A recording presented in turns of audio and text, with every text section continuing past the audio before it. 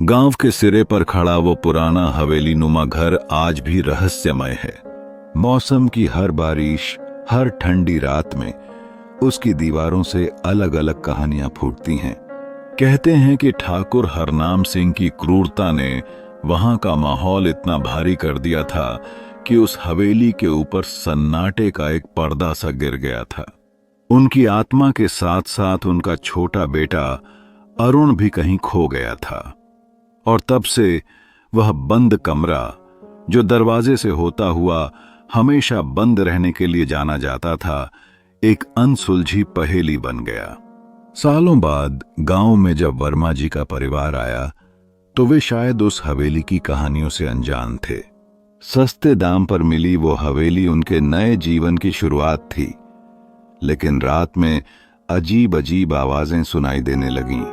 कभी खटखटाने की, कभी किताबों के गिरने की, कभी एक बच्चे की रोने की। बच्चों की बात हो और नींद ना आए, यह तो होना ही था। नील, उनका बेटा, किसी न किसी साजिश में उलझा हुआ था और उसे हवेली के उन रहस्यमय कमरों से गहरा लगाव हो गया। एक रात जब सब सो रहे थे, नील ने ठान लिया कि वह उस बंद कमरे का दरवाजा खोलेगा। दरवाजा खोलते ही एक ठंडी लहर ने उसे घेर लिया। कमरा धूल और जालों से भरा हुआ था, लेकिन उस कोने में एक पुराना टेडी बियर पड़ा हुआ था। अचानक उसके हाथ में उस टेडी को उठाने के साथ ही कमरा और भी ठंडा हो गया।